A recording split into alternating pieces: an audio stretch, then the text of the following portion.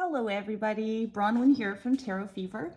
This afternoon we're going to have a quick look at the new release of the Intuitive Night Goddess Tarot.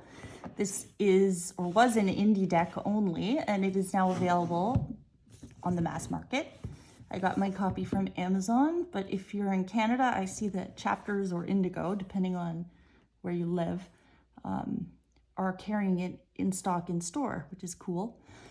So here's the back. It's published by Ulysses Press. I do not own the indie edition, so I can't compare it, although I have seen Old Soul Mermaids video comparison, and they appear to be, whoops, there's my comparison card. They appear to be identical other than the gilding. The mass market version is not gilded. And I noticed on Amazon lots of complaints about that, but that's just the way it is. So this deck is by Linzi Silverman. In the box, you get this nice little guidebook, glossy paper, black and white, obviously reversed. You get a good description of the cards and a good meaning for each card.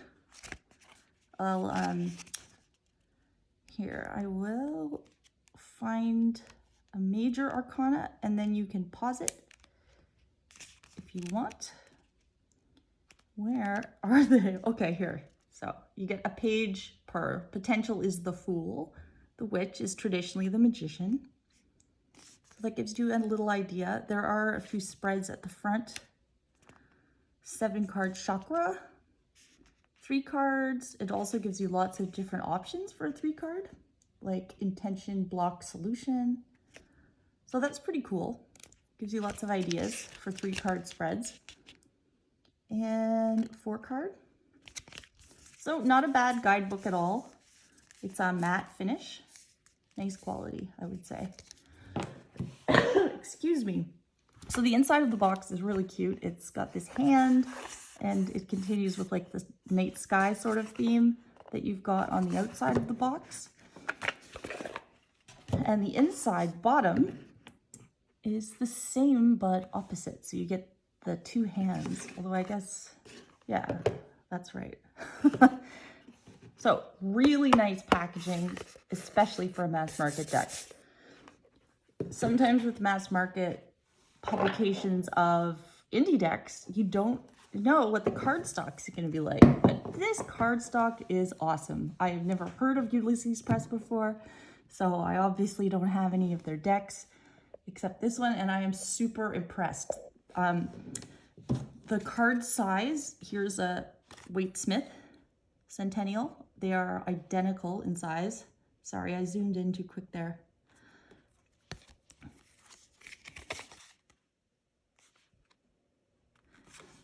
And these are the backs, just plain, match the box. And the cardstock is a satin matte. They're a nice thickness. They aren't too thick. They riffle shuffle really nicely. They don't stick when you overhand shuffle. The cardstock they remind me of off the top of my head is some of the Hay House Oracle decks that I've got, like the Animal Kin Oracle, the Goddess Power Oracle, Mystical Shaman, the Colette Baron Reid Animal Spirits Oracle, and the Sacred Destiny Oracle also. It's just really, really nice. Sometimes you get that thicker matte cardstock and it's so stiff it's hard to riffle shuffle, but this is really beautiful. So,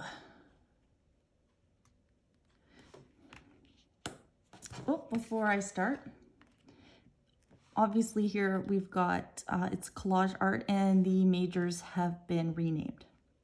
Most of them anyway. So the Fool is Potential. The High Priestess is the Witch. I mean, the Magician is the Witch. Sorry, I just got a text and I got distracted. High Priestess. The Empress. Like, look at the, I don't know if you can see, like, the rolling hills in the background. The artwork is stunningly beautiful. So the Monarch rather than the Emperor. The Hierophant is the mystic. The Lovers is the wayfarer. The Chariot is freedom. Got some animals down there. Strength. Introspection for the Hermit. Chance for the Wheel of Fortune. Justice. Meditation in lieu of the Hanged Man. Oh man, look at this artwork. Death. I'm gonna pull this one up so you can get some more detail. Like, look at all the flowers and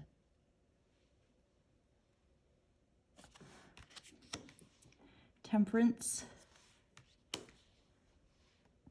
Reclamation instead of the Devil. And for a deck that's really dark, as far as the background goes, it's, you know, it's night. The colors are amazing. They're beautiful.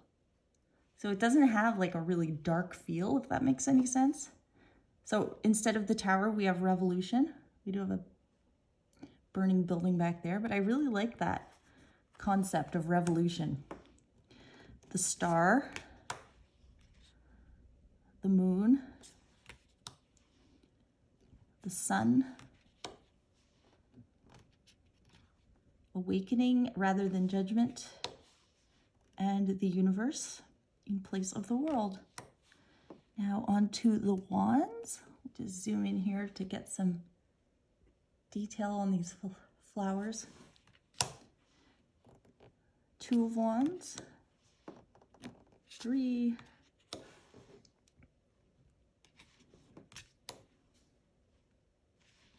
So it is fairly Rider-Waite Smithish, if that's a term. I think this deck would work well for beginners if you feel really drawn to this deck.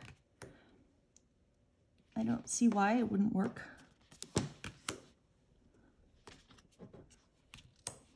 So the pages are nymphs. The knights are warriors. And the queens are queens. And the kings are spirit. So obviously, being the Intuitive Night Goddess Tarot, we have all female energy in this deck. Into the swords. So instead of a heart, we have this gorgeous flower. I hate zooming in on my fingernails because there's always some little bit of dirt that I've missed, which drives me nuts. So I apologize for that.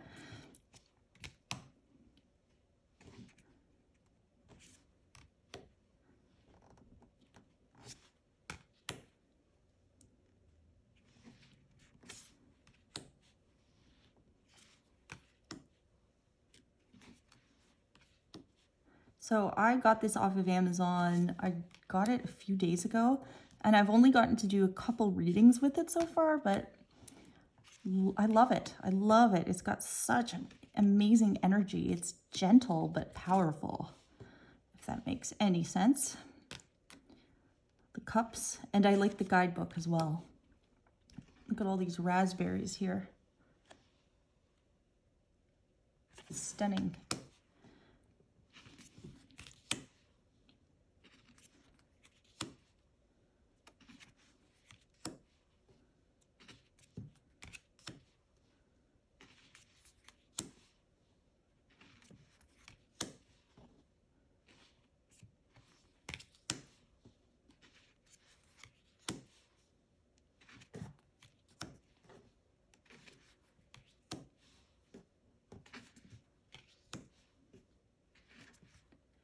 Pentacles, very traditional. Look at her dress.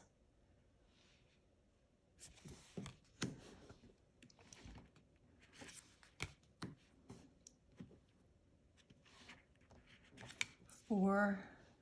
Sorry, I keep zooming in on the flowers. I just think that they're incredible. Like, even look at the print in her dress on this 5.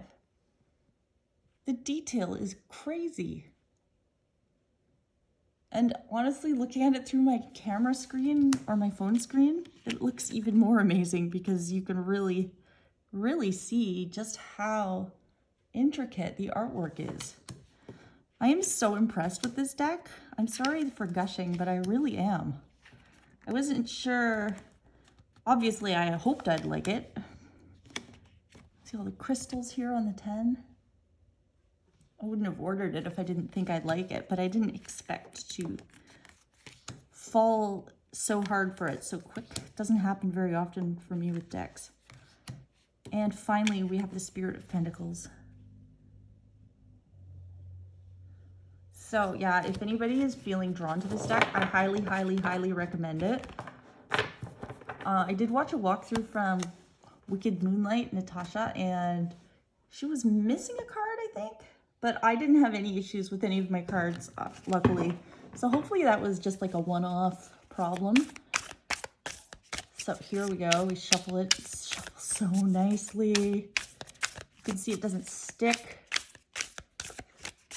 but it's not slippery. This is my idea of perfect cardstock. I have shuffled this a lot, and there is like, I don't know what these lines are. That's probably something else, like me accidentally rubbing it against something, but there is no damage to the actual edges of the cards that sometimes I get. Like, it's like blunt force damage, if that makes any sense, because I often overhand shuffle like this.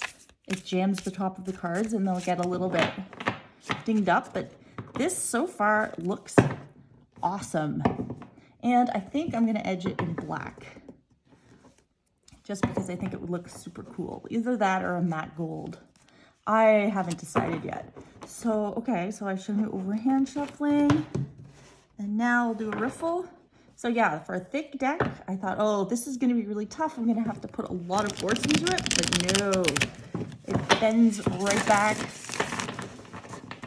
It's not as easy to shuffle as, say, like a Llewellyn deck or a Lo Scarabeo that's just the typical cardstock, but it is way easier than I expected. Like, I'm gonna try to do it on an angle so you can see just how much of a bend you can get without